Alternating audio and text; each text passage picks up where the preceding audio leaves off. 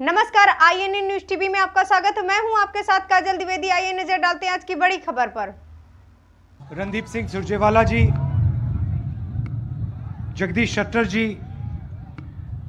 BK Hariprasad जी, माने जी, शिवराम गौड़ा जी, MK हीरामत जी,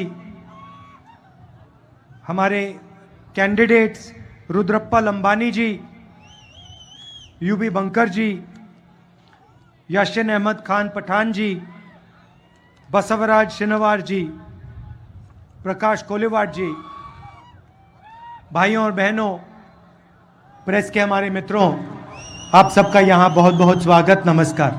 जब shutter जी बोल रहे थे, मैं सोच रहा था इतने सीनियर नेता को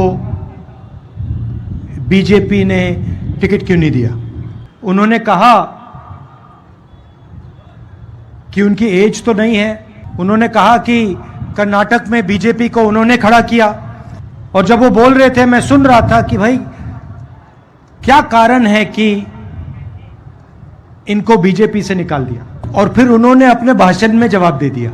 उन्होंने कहा मेरे बारे में कोई टेप नहीं है, मैंने कोई भ्रष्टाचार नहीं किया। क्योंकि इन्होंने भ्रष्टाचार नहीं किया इसलिए इनको टिकट नहीं मिला। सीधी सी बात। मतलब इन्होंने 40% नहीं खाया, 40% नहीं खाया, बीजेपी में नहीं हो सकते, टिकट नहीं मिल सकता, मंत्री नहीं बन सकता। सही बात है ना। कभी कभी बीजेपी की मीटिंग होती है, नरेंद्र मोदी जी भ्रष्टाचार की बात करते हैं और उनके स्टेज पे चारों ओर कर्नाटक के 40% वाले नेता खड़े रहते हैं। मोदी जी कहते थे भ्रष्टाचार से मैं लड़ता हूं, अब जो भ्रष्ट व्यक्ति नहीं है उसको निकाल दिया। मतलब आप भ्रष्टाचार के लिए लड़ते हो। अच्छा, दिंगलेश्वर स्वामी गदग जी ने भी कहा, मजेदार बात कही उन्होंने कि बीजेपी ने मुझे डिस्काउंट दिया। मतलब 40% नहीं लिए, सिर्फ 30% लिए, वो भी मठ से। मतलब एक तरफ धर्म की बात करते हैं और फिर दूसरी तरफ मठ को डिस्काउंट देते हैं। 40% नहीं लिए, 30% ले लिए। बाकी कर्नाटक से 40%। कुछ भी काम करवाना हो, छोटा से छोटा या बड़ा से बड़ा, 40% लगेगा। कॉन्ट्रैक्टर एसोसिएशन नरेंद्र मोदी जी को चिट्ठी लिखता है, कहता है प्रधानमंत्री जी, कर्नाटक में बीजेपी की सरकार 40% कमीशन लेती है। आज तक चिट्ठी रिसीव ही नहीं की। जवाब छोड़ो, रिसीव ही नहीं की। मैसूर सैंडल सोप कॉर्पोरेशन में एमएलए का बेटा 8 करोड़ रुपए कैश लिए पकड़ा जाता है। पुलिस सब इंस्पेक्टर स्कैम में 80 लाख रुपए की ब्राइब होती है। असिस्टेंट प्रोफेसर के लिए पैसा लिया जाता है, स्कैम होता है। असिस्टेंट इंजीनियर जॉब स्कैम होता है। मतलब जहां भी देखो बीजेपी के लोग 40% लेते हैं। इन्होंने सरकार बनाई, पिछली सरकार, ये भी इनकी नहीं थी, ये भी चोरी की सरकार थी। मतलब वोट किसी और को दिया, पैसा देके खरीद लिया, सरकार बना दी। अच्छा, इनका एमएलए कहता है, बीजेपी का एमएलए कहता है कि 2500 करोड़ रुपए में बीजेपी का सीएम पोस्ट खरीदा जा सकता है।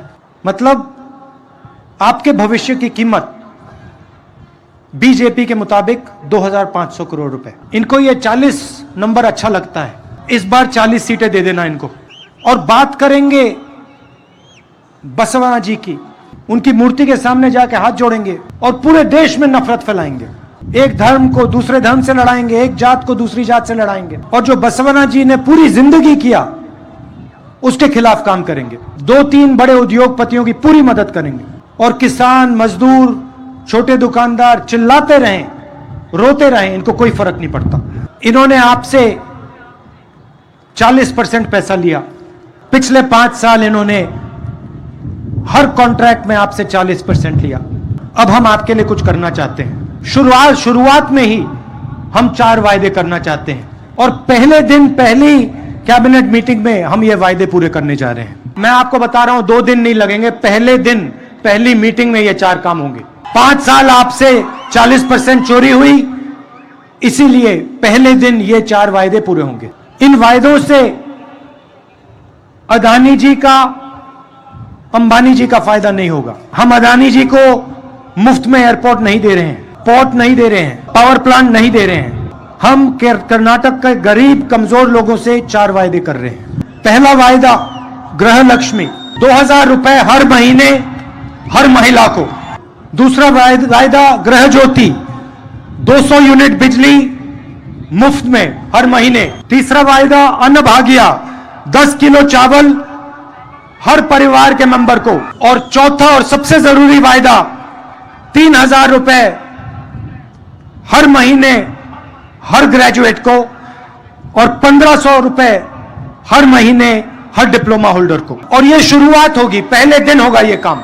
उन्होंने 40% लिया, हम ये 4 वायदे आपको देंगे। एक और बात, प्रधानमंत्री जी ने ओबीसी की बात की, तो ओबीसी की बात करते हैं। अगर हमें देश में सबको भागीदारी देनी है, सबको शामिल करना है, तो हमें पता लगाना पड़ेगा किसकी आबादी कितनी है। जैसे कभी आपके पैर में चोट लगे तो आप डॉक्टर के पास जाते हो और एक्सरे कराते हो। एक्सरे से पता लग जाता है कि प्रॉब्लम क्या है। जब यूपीए की सरकार थी, हमने कास्ट सेंसस करवाया था। सेंसस में हर जात के बारे में सवाल पूछा गया था। सेंसस के डेटा में है किसकी कितनी आबादी है, ओबीसी कितने हैं, दलित कितने हैं, आदिवासी कितने हैं, जनरल कितने हैं, माइनॉरिटी कितने हैं। उस एक्सरे को प्रधानमंत्री पब्लिक क्यों नहीं करते? हिंदुस्तान की जात की सच्चाई देश को क्यों नहीं बताते? क्योंकि वो सचमुच में ओबीसी की मदद नहीं करना चाहते हैं। मैं आपको छोटा सा उदाहरण देता हूं। आज हिंदुस्तान की सरकार को सेक्रेटरीज चलाते हैं। देश का पैसा, सरकार का पैसा, सरकार का बजट सेक्रेटरीज डिसाइड करते हैं। उन सेक्रेटरीज में से सिर्फ 7% ओबीसी, एससी और एसटी से आते हैं। क्या ओबीसी, एसटी और एससी की आबादी सिर्फ 7% है देश में? देश को पता लगना चाहिए कि इस देश में ओबीसी कितने हैं, दलित कितने हैं, आदिवासी कितने हैं, जनरल कितने हैं। नरेंद्र मोदी जी को एकदम कास्ट सेंसस का डेटा रिलीज कर देना चाहिए। दूसरी बात, जो रिजर्वेशन पे 50% का लिमिट रखा हुआ है, इसको एकदम हटा देना चाहिए। अगर नरेंद्र मोदी सचमुच में ओबीसी की बात करना चाहते हैं, सचमुच में ओबीसी को भागीदारी देना चाहते हैं, सचमुच में ओबीसी का भविष्य बनाना चाहते हैं, तो ये 2 कदम उठा लें। और जब तक ये काम नहीं करेंगे तब तक वो ओबीसी शब्द न प्रयोग करें। कि अगर वो सचमुच में ओबीसी को चाहते हैं तो ये 2 काम उनको पहले करने चाहिए। और तीसरी बात, जितनी आबादी एससी और एसटी की है उतना रिजर्वेशन उनको मिलना चाहिए। और प्रधानमंत्री जी, अगर आपने कास्ट सेंसस का डेटा रिलीज नहीं किया और 50% का कैप नहीं हटाया, पहले हम आप पे दबाव डालेंगे, आपसे करवाएंगे, और अगर आपने नहीं किया तो हम करेंगे। आखिरी बात मैं किसानों की करना चाहता हूं।